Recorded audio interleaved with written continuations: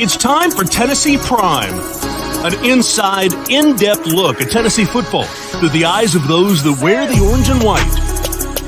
Fried up each week by Gus's world-famous fried chicken. Hosted by the sports animals Jason Swain and VolQuest Austin Price and Brent Hubbs. Welcome to Tennessee Prime.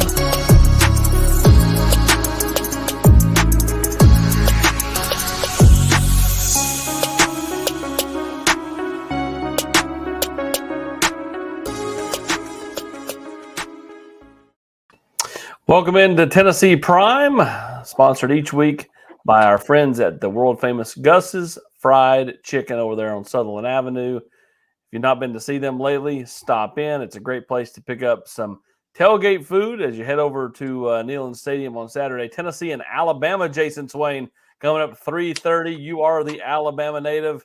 You don't like the Tide. Talk to me. Oh, man. Can't stand them. Nothing worse than a Gump. So I've been waiting for this game all year, buddy.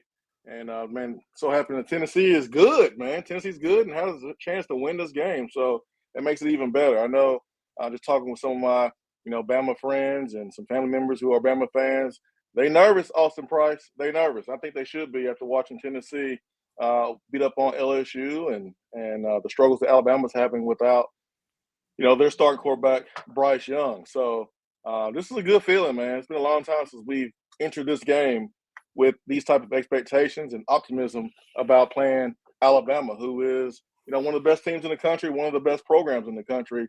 I think Tennessee will be ready. I know fans will be ready. Yeah, 100%. And they should be nervous just based off the fact that, even if Bryce Young can play, as Greg McElroy put on Twitter today, he's not going to be 100%. He's going to have pain when he throws. He's going to have to be really cognizant of not taking shots, which means he's probably not doing a whole lot of running around, which makes him a little bit more mortal, right? I mean, he's not his traditional Superman self, Heisman Trophy type player that he is for Alabama. That levels the playing field. I mean, you look at the key players in this game. The biggest questions are Bryce Young for Alabama, Cedric Tillman for Tennessee. So that's 1-1. Now, Young's the quarterback. So to me, that's a much greater hit if he can't go or is limited on Saturday. But this is a game that Alabama has won every year since Nick Saban took over in 2007. Tennessee's last win was 2006.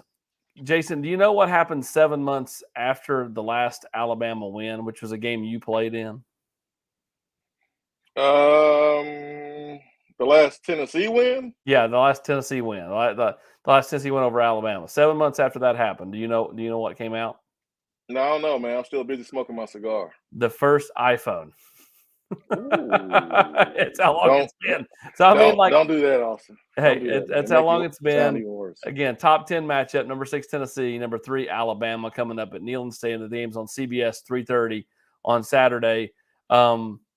It's going to be interesting to see how, Tennessee prepares this week. It's one thing to prepare for Bryce Young. It's another thing to prepare for Jalen Milroe. Then you throw in even a guy like Ty Simpson. I mean, Alabama, is they're going to explore all avenues. Last week, they didn't have to have a thrower to beat Texas A&M. Now, it came down to the last play of the game, but they didn't have to have a thrower. Against Tennessee, Tennessee's scored 24 last year in Tuscaloosa. They're better offensively right now than they were a year ago. Hendon Hooker is a better player. Tennessee's a deeper team on offense. So one would think if you're getting at least that down there, you're going to get in maybe the lower 30s in Knoxville if things go well. And I think Alabama would have to have some thrower. So I think you can't discount Ty Simpson in this game as someone who could potentially play if Bryce Young can't go. Now, again, Alabama's hope is Bryce Young can play, will be effective enough to stay in the game. But, Milroe, he can't – to me, he doesn't play well from behind, Jason, and I think that's where this thing gets really interesting. I mean, the one advantage that Alabama has here, it may not seem like it, but you have to look at it this way too, is that, Tennessee only has a certain amount of time on the practice field each and every week, right, because of the NCAA and that time allotment. Well, if you're spending some of your time preparing for Bryce Young and some of your time preparing for Milroe, you're not spending all your time on one particular quarterback. Yeah. So that's something that we have to mention today. I think Tennessee would prefer going up against Milroe. I know I would love to see him, AP, out there on Saturday. And I'm pretty sure Tennessee, some of these players that help with recruiting, wouldn't mind seeing Top Simpson out there if that's what happens. But Bryce Young, he is going to be hurt. He is going to be sore. If he's healthy, he would have played last weekend against Texas A&M, and that was a big game. So we know he's going to be banged up. These players should know, and it's why they should do everything in their power to get to him early and often and make sure they finish tackles and do it clean. But football is a violent game. It is a contact sport, so they better make sure they contact Bryce Young as much as possible. Yeah, Tennessee's defense last week, really good. 27 tackles from the defensive line, 5 sacks, a lot of hurries. Tennessee really good against the run. If you take out the quarterback run, I mean, they ran the ball very little against Tennessee. LSU did, and so you go back to the opening kickoff as we watch the highlights here. Special teams was big, Jason. Tennessee's 4 or 5 on field goals. They obviously got the muffed kickoff. You had the big 58-yard punt return from D. Williams.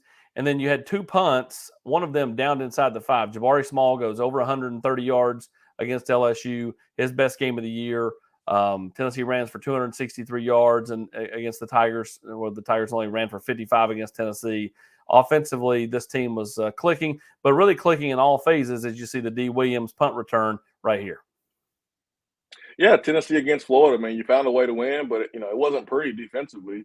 Special teams, it wasn't pretty against Pittsburgh. And the open week was important because this team went to the drawing board and they fixed those issues. Special teams won. I mean, just dominant fashion against an LSU team that normally when you play a team that's athletic, that has athletes, usually that team has the advantage because special teams is all about making plays in space. And usually the team with the most athletes have the advantage. But that was not the case on Saturday. Tennessee had the advantage in special teams. And then offensively, I mean, Tennessee looked crisp. I mean, look awesome. Being able to run the football, was balanced, throwing the ball down the football field, pretty much doing everything that you wanted to do. And then defensively, oh my goodness, in the backfield, 5 sacks, stopping LSU from rushing the football for over 100 yards. Had Daniels, second-guessing himself again. Brian Kelly was not happy on the sideline with some of his decisions not to take shots down the football field. But it was a game where you knew the bye week, these guys got better. And that's what it's all about, AP. It's about surviving and advancing, just like, March Madness, but it's about getting better. So that way, when the leaves start turning colors and the leaves start falling off the trees, October, November, you're playing your best football and you have a chance to go make a championship run. And Tennessee is in position to do that. They control their own destiny. Well, no matter what happens this week, they control their own destiny in the East. Yep, and we'll be joined coming up here in segment 2 in just about 3-4 minutes by Omari Thomas and Javonte Spraggins. They'll join us here on Tennessee Prime. They'll be with us for about 30 minutes, and we'll kind of, talk to them about the matchup, the big win over LSU, the start of the season, all that good stuff.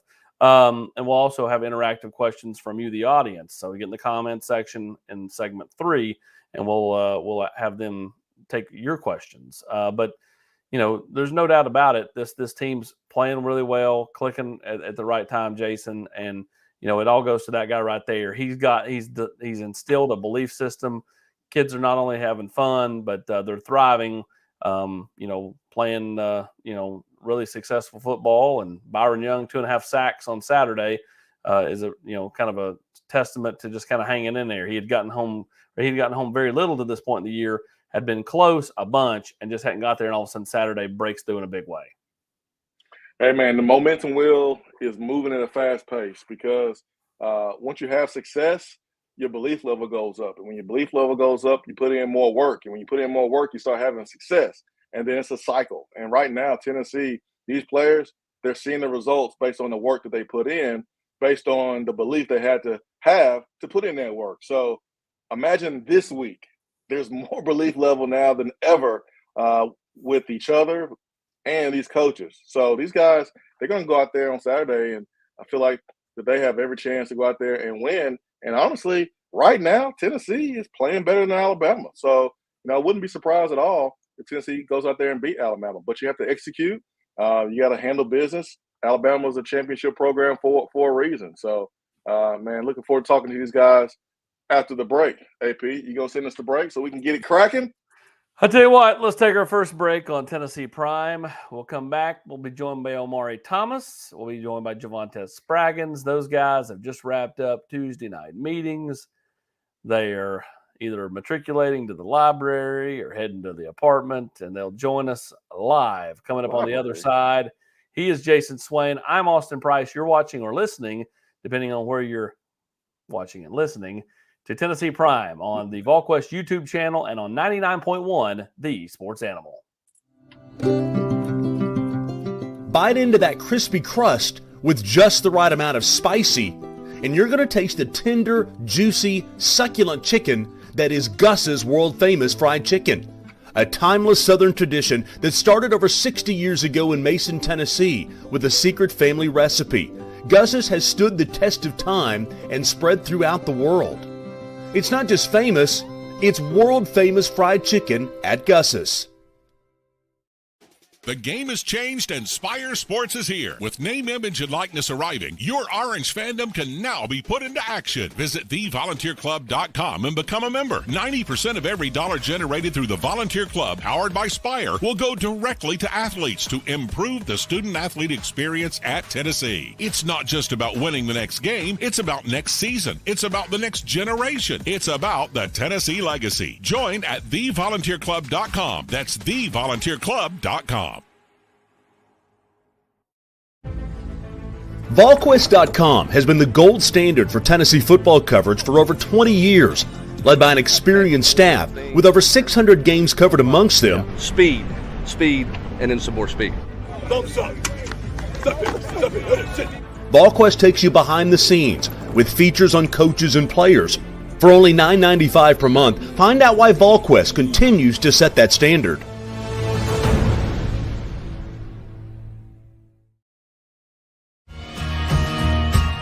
Locally owned, Gus's is located on Sutherland Avenue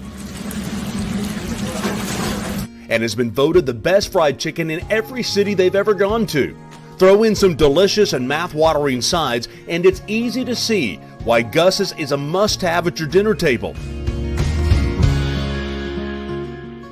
It's not just famous, it's world-famous fried chicken at Gus's.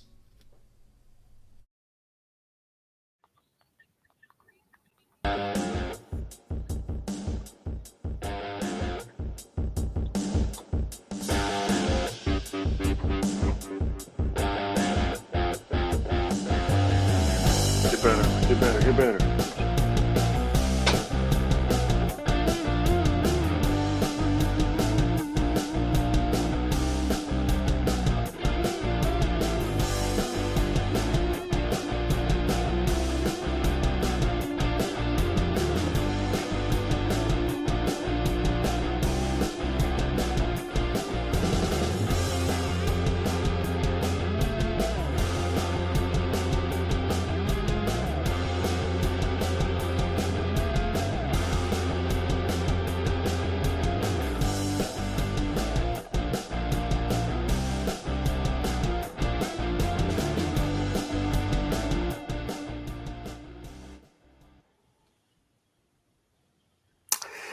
Welcome back to Tennessee Prime, powered by, or fried up by, better, Gus's world-famous fried chicken there on Sutherland Avenue. Get over there and see them today. Don't forget about that catfish. A lot of people forget about the catfish, but Man, it's pretty good. Jason Swain joining me here on the show as we do every week, and we're glad to be joined by Javonte Spraggins, big offensive lineman from East St. Louis, and then big Omari Thomas. Look at Javonte. He's in the library. He's getting ready to study. We're taking him away from his studies.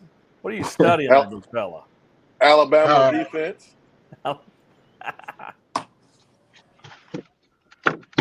What are you studying? I'm in sociology. Man, I got 4 sociology classes back to back.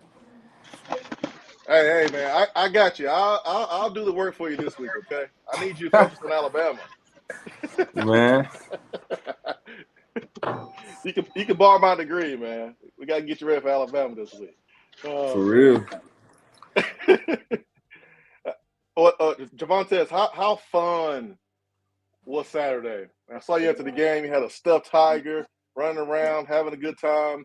I mean, your running back rushed for over 130 yards. Your quarterback was having fun out there, making plays through the air. It was a complete game offensively for you guys. But how fun was it for you? Man, it was an unbelievable experience just to go out there for the first time and really be able to put everything together that we've been working on as a team. And it was really like to see it come to like right in front of our faces, man. It was just unbelievable. It was an unbelievable feeling. You were there's like a minute and a half to go in the game as far as real time, and you're like over there with the fans. Like you're already celebrating. Like you have moved past like this game's over. I'm going on over there and getting the pre-party on. So kind of take me through that. You got the flag at one point. I mean, it looked like you were having as much fun as anybody. Man, that's why I go back to every day, man. This is what we work hard for, man. Like college ain't forever, man. Got to live it out. Amari is in the building. You boys on the defensive line. You boys was eating on Saturday, man. You had some gumbo, you had some jambalaya, you had some po' boys in the backfield all game long, man. How was it watching some of you guys get sacks and create so much pressure in the backfield for LSU? It was good. Just that's something that we really been focusing on this whole year, just being able to affect the quarterback really. And that's something that we just practice every week, really put a lot of attention to detail on. And it was just good to see it like pay off for real. I want to know, where does the 21 come from? I mean, everybody talks to me, says, why does Big O, the defensive lineman, wear 21? And Spraggs is wearing a traditional offensive line number, but you're not wearing a traditional D-line number. So where does that come from? I mean, honestly, it's different. It's different. You can't fall into the traditions all the time. So it just, it's something different. I just want to be myself, be me. I want to be different. What did you think of the Smoky Grays? Hard. The last time I was on here, we was talking about Big Boy swag too. The jerseys was hard. Did you feel like you had the swag? Did you bring it out there Saturday? I feel like I had some swag. Had a little knee brace on, but I still, swagged it out. The number helped you out too with the knee brace. So right, that's what I'm saying. The number helped you out a lot. Offensive linemen wear knee braces, right, Javonte? And hint. Oh, I only had on one. Javonte, it's an inside joke between me and Omari. I tell him that he's the best offensive tackle on the football team, masquerading as a D tackle. So, got to take me through the mood pregame, the mood when you got to Louisiana, the mood pregame. Everybody talks about how tough Tiger Stadium is to play, and it is a tough place to play. I do think you got a break with the 11 a.m. kickoff, you all being a morning practice team. Y'all jumped on them early, and they just never recovered on both sides of the ball, plus special teams. Y'all won in all phases. Really, honestly, just it was crazy because, like, I ain't gonna lie, I grew up like an LSU fan. Like, I was like, and just me getting a chance to like play in Death Valley, it was crazy for me. Like, but I mean, honestly, if I'm being honest, though, it wasn't as loud as I thought it was gonna be. To be real with you, because y'all beat the brace off of them. That's why. So you grew up an LSU fan. Javonte grew up a Missouri Tiger fan, right, Javonte? Something like that. Something like that, man. What you guys ran for 263, and part of the reason I wanted to have you boys on is because I thought the offensive line and defensive line were the MVPs of the game. I mean, everybody's going to talk about Hendon and Jalen and Brew and all that, but 5 sacks, 27 tackles amongst the defensive linemen, only allowed LSU to run for 55 yards. Then on the flip side, Tennessee runs for a couple of touchdowns. They ran for 263. You all controlled the game at the point of attack. And this is for both of you. So we'll start with Javonte and then go to Omari. How how much does one of those games where you all are having success and you have an 8-minute drive and you're imposing your will and you run for 263, how much does that kind of get you all going as far as just the confidence level? Yeah, man, just as a team, man, every week before we prep for the game, like as hard as we've been working over the spring and over the fall and everything, past the summer too, like, man, as hard as we work as athletes on this team, man, like we go out there every Saturday or whatever the case may be and expect to win. It's not we're coming to play football. We coming out to win. Like that's type of mentality we try to carry as an offense and as a team in general. Like, yeah. For me, I just like just O-line, D-line, like we harp on, like we know the game gonna start with us. Like, so we take into consideration that like we gotta start the tempo, we gotta set the tempo, O-line, D-line. Like we know that's on us, and that's something that we both understand. Far as like throughout warm-ups, just different things like that throughout the week. It's always big that we know the O-line, D-line have good practice. We give each other good looks because we know it's gonna start and end with us in the front. I want to bring up a stat that I don't know if we're going to see a lot of. We haven't seen a lot of so far with Josh Heupel as the head coach. But on Saturday, Tennessee won the time of possession.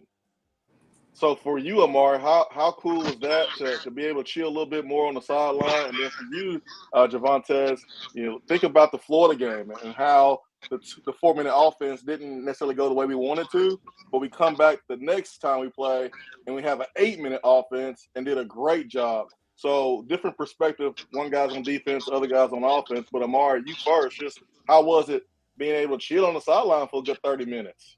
Oh, I love that. Love that. Love that. Love that. Get a little break, get a little cold towel on my neck, cool down a little bit. But, hey, I never complain when they scoring points, no matter how fast or slow it is. How much do you all and we had Darnell out on the locker room Sunday night, and both you guys have done the locker room before. Actually, I don't think if Omari has or not. I know Javontes did a few weeks ago. But, he talked about that mood, like when, Coach Ellerby's talking or Coach Garner's talking and you guys are wanting to watch your teammates on the other side of the ball make plays. Do you ever find yourself when you're over there on the sideline and you're getting that breather, like watching the other side do their thing? All the time. I'm always looking at the boards. Always. Man. It's really the same with me too, man. I ain't gonna fake it. As an offensive guy, man, we get off the field, we go sit down and talk to our coaches about all the adjustments we need to make for the next drive coming up. I'm over there watching to see what the defense is gonna do, how fast we gonna get three and out them boys so we can get back on the field. So. Yeah, that was a complete game on Saturday. It's Tuesday now. Be honest, how difficult is it for you just to even talk about the LSU game right now, knowing that you guys have already really turned the page as a team? Like, you're getting ready for Alabama. Prep for Alabama's already started. Once you come into the building on Sunday, man, that game is over. So do you find yourself kind of struggling a little bit even talking about the games from Saturday, knowing that you've already turned that page? You want to go? It's not really a struggle, but like you remember like the flow of the game, like the main points of the game and stuff like that. But like far as like little things throughout the game, you might forget those just for the simple fact, like you said, you flip to a new team, you go start focusing on the next team the day after the game. So it's like you can't harp on. It's really like keeping a level head, honestly. Like you can't harp on all the good, you can't harp on all the bad, because you gotta know that you're getting ready for another big game the next week against your opponent. So to this point in the year, all these coaches, they love the coach speak, the next man up mentality and all that stuff. But you guys really have kind of personified that. Like, said goes down, Ramel comes in. Don't miss a beat. Offense keeps scoring points. Defensive side, guy or two goes down. Or Jawan Mitchell wasn't able to play the first couple of games. Aaron Beasley's playing his best ball of his career. Saturday, no Gerald Mincy. In steps J.J. Crawford and Dane Davis. And you guys didn't miss a beat, especially running the ball, Javontes. What did you like about, what those two got done on the left side Saturday? And how much, does the depth and experience that they've kind of acquired from the last year and a half help them step in and be able to play? Man, just every day as an offensive line group in general, we go out there and we try to dominate and show that, hey, the team don't move without them big boys. So every day we go out there, man, we try to do our best to be on top of things, whether it's in the pro or in run or whatever we do. Like, we sit there and we take steps every day with our coach. We go through drills and everything. We go through pass process, everything we need to do to prepare us for that week or whatever we're doing in that practice that day, we do it. So that way you have no problem. So our guys at the depth that we got, everybody's getting work. Everybody's knowing plays. Everybody's learning something. Like, so if one guy goes down, it's right, like you said, no beat skipped when another guy comes in. So I was just really impressed with those guys to come in and hang in there with us and really just show, hey, it's no different on the Tennessee offensive line, man. Guys get hurt, guys come in, and we play ball. Segment 2 in the books. We're going to take a break. More Tennessee Prime after this. Don't forget, on the other side, we will have an interactive segment where you, the fans, can ask the questions to Javontes, to Omari Thomas, and kind of pick their brain on anything you want to talk about within reason. And we'll talk about the game with Alabama coming up this week. Big game, third Saturday in October. Tennessee looking to knock off the third-ranked Tide. We'll be right back. You're listening to Tennessee Prime on the VolQuest YouTube channel and on 99.1, The Sports Animal. Bite into that crispy crust with just the right amount of spicy, and you're going to taste the tender, juicy, succulent chicken that is Gus's world-famous fried chicken. A timeless Southern tradition that started over 60 years ago in Mason, Tennessee with a secret family recipe. Gus's has stood the test of time and spread throughout the world. It's not just famous, it's world-famous fried chicken at Gus's.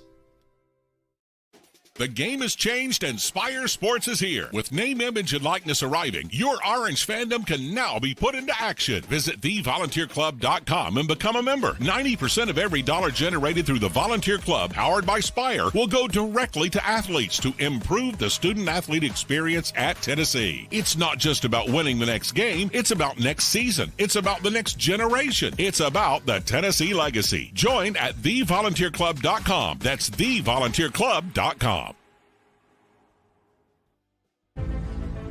VolQuest.com has been the gold standard for Tennessee football coverage for over 20 years, led by an experienced staff with over 600 games covered amongst them. Speed, and then some more speed. VolQuest takes you behind the scenes with features on coaches and players. For only $9.95 per month, find out why VolQuest continues to set that standard.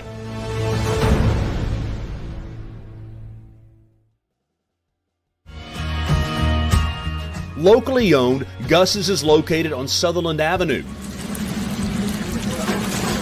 and has been voted the best fried chicken in every city they've ever gone to. Throw in some delicious and mouth-watering sides, and it's easy to see why Gus's is a must-have at your dinner table.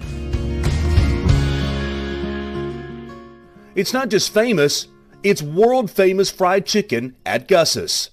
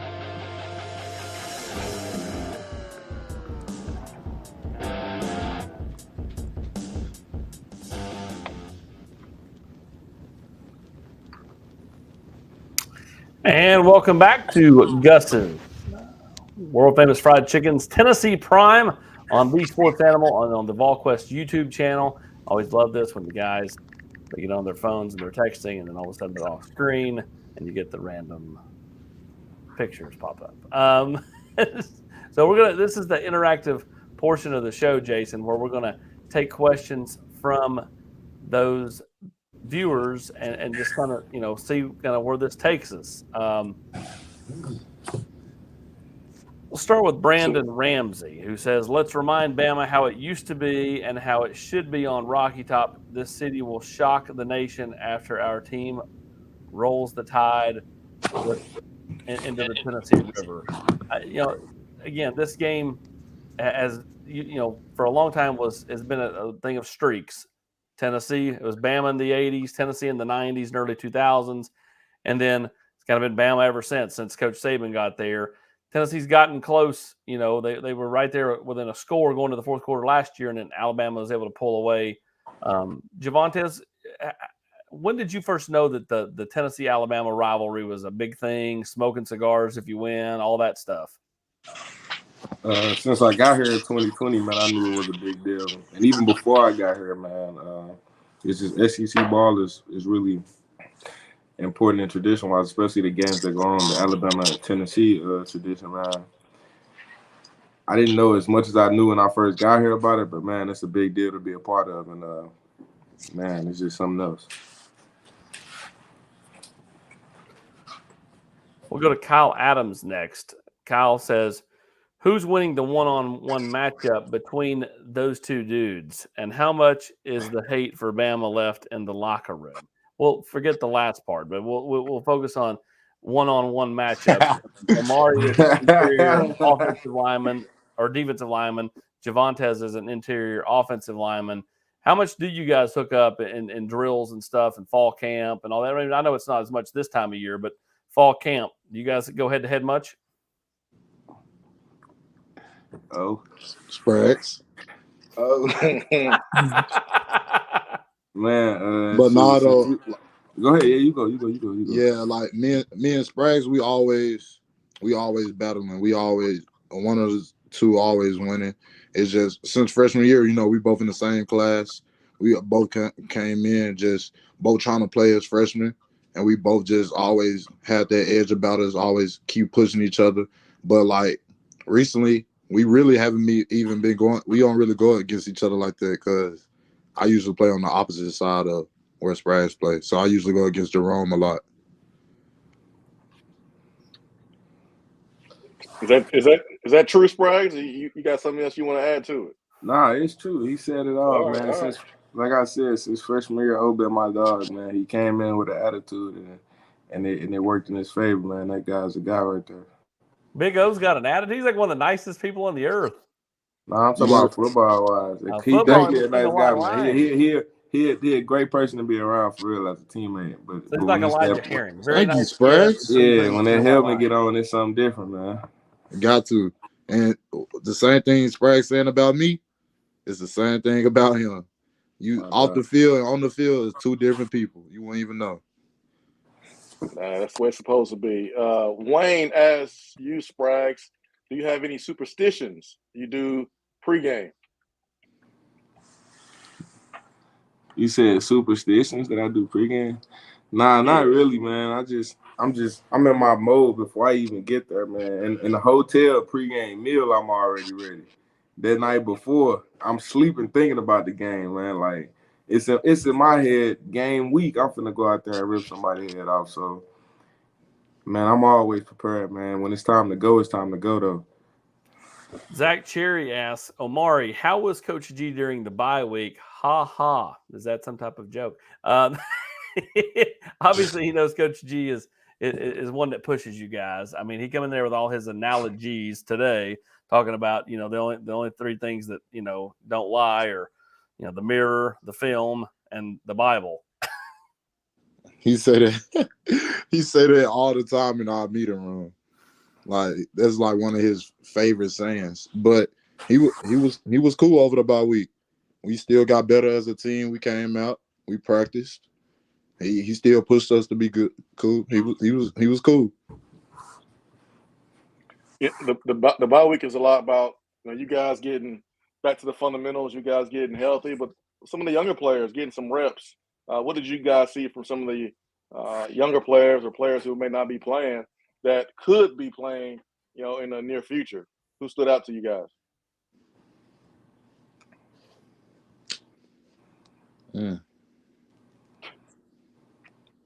I mean, honestly, like we didn't really do a lot of like just young guys, and it was really a lot of focus on like just everybody going like not a full speed tempo, but really just like getting good work in and making sure like everybody was locking in and just tuning up those fundamentals for real. It wasn't really like a normal bye week where you would, because I guess it was just so early in the season that you didn't really have a lot of guys banged up yet or something like that where you got younger guys in, trying to see how they're going to be or different things like that. Gotcha. This one also from Brandon Rams, and this goes for both of you guys because I'm not sure he would really go against Spraggs in practice, but Omari plays alongside of him. Is it just me, or does Josh Joseph seem to be on his way to elite future in the NFL? It certainly feels like he's earning more and more reps on Saturdays, and what the 17 or 18 snaps that he got Saturday, his presence was felt, just like it was at Florida where he almost got the safety. Yeah, Josh Joseph, he's been one of those guys that's shown like since he first got here, like in fall camp in the summer, he showed that he wanted to play early. He showed that he was willing to do anything to learn the playbook, get bigger in the weight room, different things like that. Just be willing to take you and use the resources here to make him a better player. And he showed that he's a great kid. He wants to be great. And I hope the best for him. I hope he gets to the NFL and he's continuing to help us. And because we're going to need him to continue to help us along the season. All right. For the next few minutes, Jason, let's talk Alabama. We appreciate everybody's questions tonight, but we want to focus on this week, this game, top 10 matchup as number 6 Tennessee hosts number 3 Alabama. Javontes, we'll start with you. For me, everybody's talked all week about Will Anderson and knowing where he's at and being cognizant of that. They have Dallas Turner, who's also a really good player coming off the edge. Alabama's got really good players all over the field. What do you really respect about their offense, and how much, have you guys, really kind of focused on just kind of, doing your job this week, not getting caught up and all of the hoopla around this game? I mean, it's really going to come down to the little details and the mistakes made by each team. But I would say Alabama, they do a great job in capitalizing on mistakes made from other teams and minimizing their own mistakes. But as a team, I feel like, hey, we said we had that bye week, man. All the little details got fixed, and every week we're working to get better. So it's gonna be a game.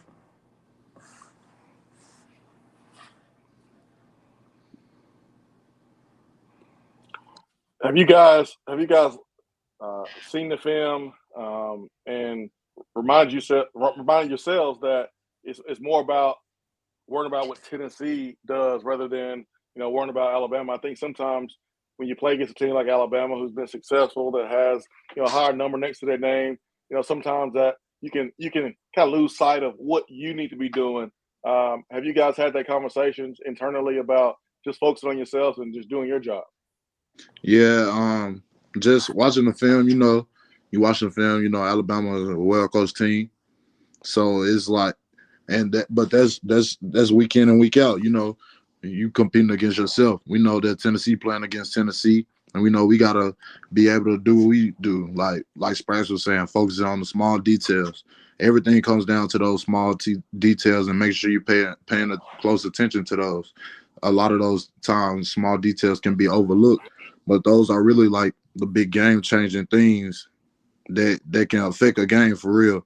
So we know that we got to go out there and be mentally prepared, physically prepared throughout this whole week, and we just have to lock in and know that Tennessee is going to be Tennessee. We're going to do what we do, and we're not changing our game plan.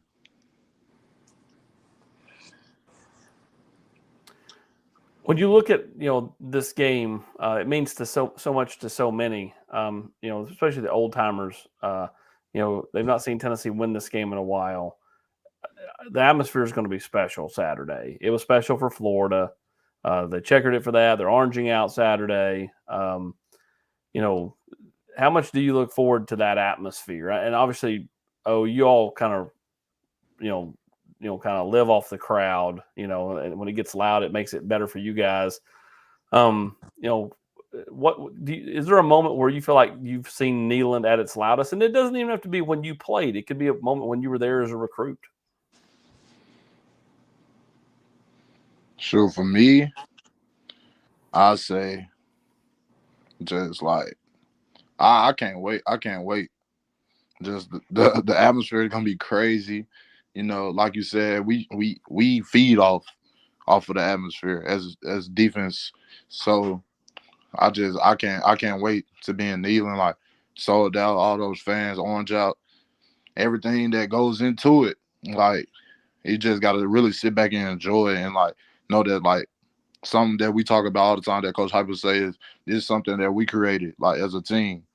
So why not enjoy it, but still understand, we got this business. Like we got business to handle Saturday.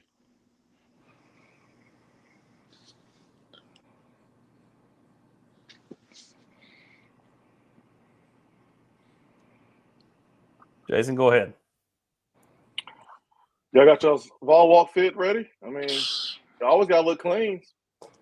Always got to look good so you can feel good so you can play good, right? Or is this a game where you're like, hey, man, I'm wearing pajamas. I don't care. I'm ready to go play some football. Nah. It's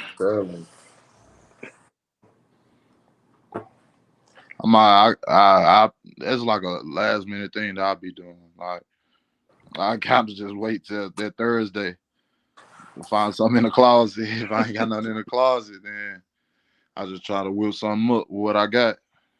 When you guys do the Vol Walk, Spragues, you got family coming in from St. Louis. Big O, you got your contingent coming in from Memphis. Do they have a set spot where they stand? Like, you know what I'm saying? Like, do you kind of know, like, hey, mom and dad are going to be here, or my sister's going to be there, or whatever? Yeah, they got the little certain spot where they stand. If they usually able to get to that spot every game, and if not, my mom would be texting me and saying, "Oh, we here," or something like that, just showing different spots of where they is, so I know where to find them. What about you, Spragues? Man, I got older parents, man. My parents in their 60s. As long as they get in that stadium and see their boy play, I'm happy, man. I ain't worried about the ball. Not diving into the massive humanity, huh? Yeah, I'm happy to see the fans, man. I'm really blessed that they get out there and sit out there in the heat just to watch their players walk into the locker room, man. It's really a blessing to know that you got support like that. But as far as the parents go, man, my people in the seats are already trying to see that boy play. I want to highlight one thing before we get you out of here, and that is if you're watching on YouTube, Amari Thomas rocking the Lady Vol T-shirt representing for the Lady Vols. Yes, indeed.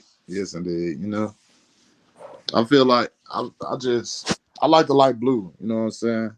You dating one of the Lady Vols?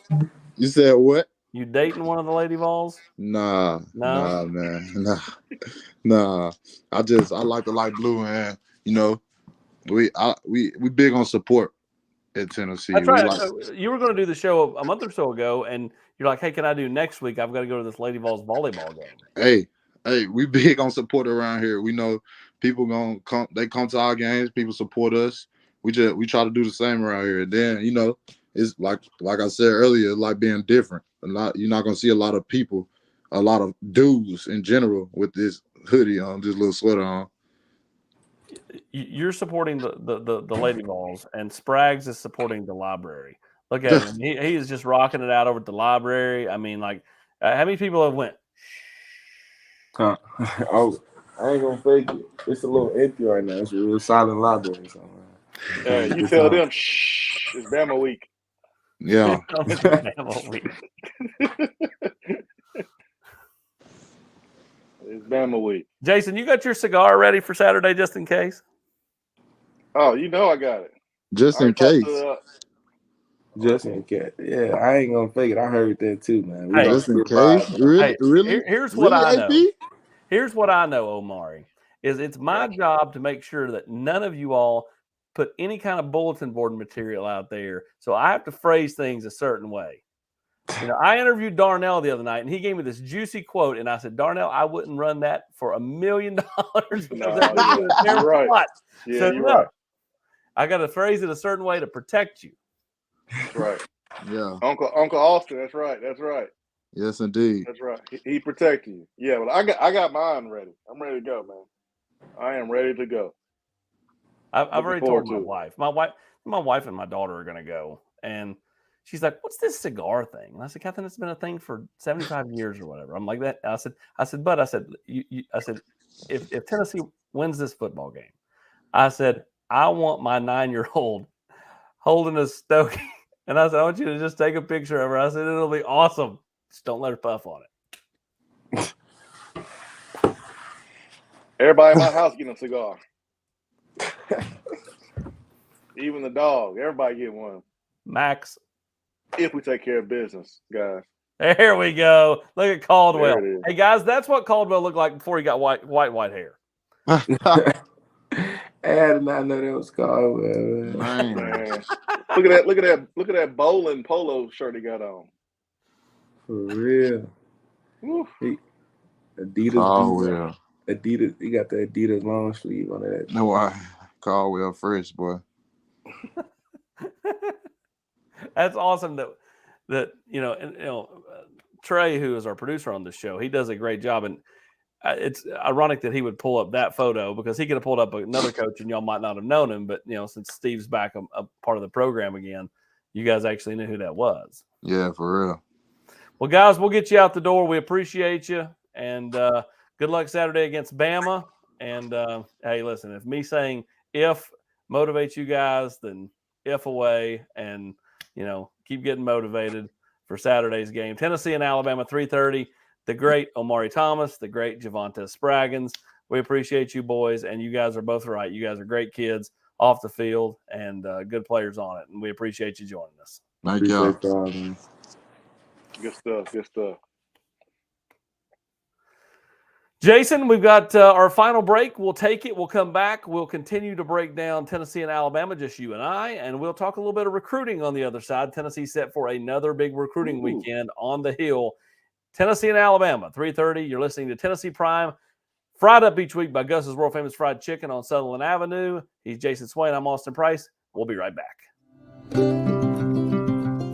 Bite into that crispy crust with just the right amount of spicy, and you're going to taste the tender, juicy, succulent chicken that is Gus's World Famous Fried Chicken. A timeless Southern tradition that started over 60 years ago in Mason, Tennessee with a secret family recipe. Gus's has stood the test of time and spread throughout the world. It's not just famous, it's world famous fried chicken at Gus's. The game has changed and Spire Sports is here. With name, image, and likeness arriving, your Orange fandom can now be put into action. Visit thevolunteerclub.com and become a member. 90% of every dollar generated through the Volunteer Club, powered by Spire, will go directly to athletes to improve the student-athlete experience at Tennessee. It's not just about winning the next game. It's about next season. It's about the next generation. It's about the Tennessee legacy. Join at thevolunteerclub.com. That's thevolunteerclub.com. VolQuest.com has been the gold standard for Tennessee football coverage for over 20 years, led by an experienced staff with over 600 games covered amongst them. Speed, and then some more speed. VolQuest takes you behind the scenes with features on coaches and players. For only $9.95 per month, find out why VolQuest continues to set that standard.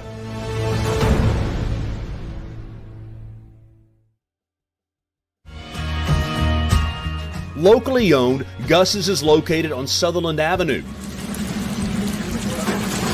and has been voted the best fried chicken in every city they've ever gone to. Throw in some delicious and mouth-watering sides, and it's easy to see why Gus's is a must-have at your dinner table. It's not just famous, it's world-famous fried chicken at Gus's.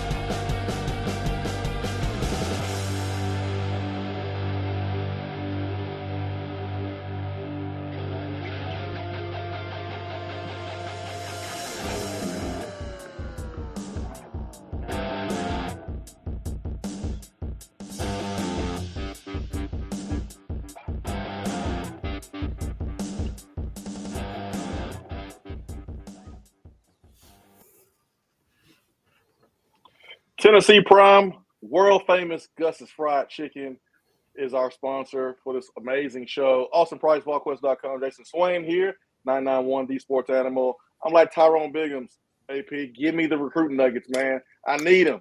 I need the recruiting nuggets. Give it to us. Hurry up. Yeah, we got a lot. We got one official visitor, Samuel Mpemba, the highly ranked defensive lineman from IMG, will be here this weekend. Keldrick Fogg deciding to not come. Officially was supposed to come in here this weekend, but he's going to go to FSU Clemson instead. Just a lot of big timers coming in town. David Hobbs will be here. We'll see if Carnell Tate makes it to town. He's told some people he might be here. Continuing to just kind of watch some different names out there. And then 24s and 25s. I mean, Boo Carter's supposed to be back in town, Marcus Gorey, all those in-state kids. It's just a big weekend here with a lot of players coming to town and getting a lot of the commitments back. I think that, is big just because you have guys that are vested in the recruiting process for Tennessee, talking to some kids that are uncommitted or talking to some kids that are in 24 and 25 class. Hey, man, we got to get Boo Carter some orange. Ooh, yes. That boy is a playmaker. Yeah, here's Samuel Mpemba, I believe, for IMG. Mpemba's a freak. He's a talented player. A lot of people got him pegged for Georgia, but, hey, a weekend like this weekend, especially if Tennessee does well, I don't even mean win the game. It just shows well as far as atmosphere. Kid has a great time, sees a future here at Tennessee. That can kind of flip things around. But, again, Georgia probably the biggest competition at this point. A lot of people expect him to end up in Athens. Well, hey, games are won on Saturdays, usually in the living rooms, opportunities like this to recruit against your opponent. So I got to win some of these battles, and as Tennessee continues to win on Saturdays, it would make it easy for Tennessee to win some of these battles in the living room. So you can tell the quality of player is going up significantly with the targets that Tennessee is going after. So huge opportunity this weekend. Also, you've seen a few of these. I've seen my fair share of these, and Tennessee has a good enough chance as any in the last decade. So it's going to be electric. It's going to be electric. Looking forward to everyone being there, being loud, giving these guys all the support they need to pull out a big-time win. It's going to be great, man. Tonight was awesome. Great stuff from Amari Thomas, Javonte Spraggins, two guys that played a huge part in Tennessee's win against LSU, and will also play a huge part in Tennessee's attempted win this weekend. Austin Price keeping them humble, keeping them hungry with the comment about the cigars. We'll do this again next week, next Tuesday, 7 p.m., same place, same time. For Austin Price of VolQuest.com, I'm Jason Swain of 991 The Sports Animal. We hope you have a great and blessed evening. See you next time.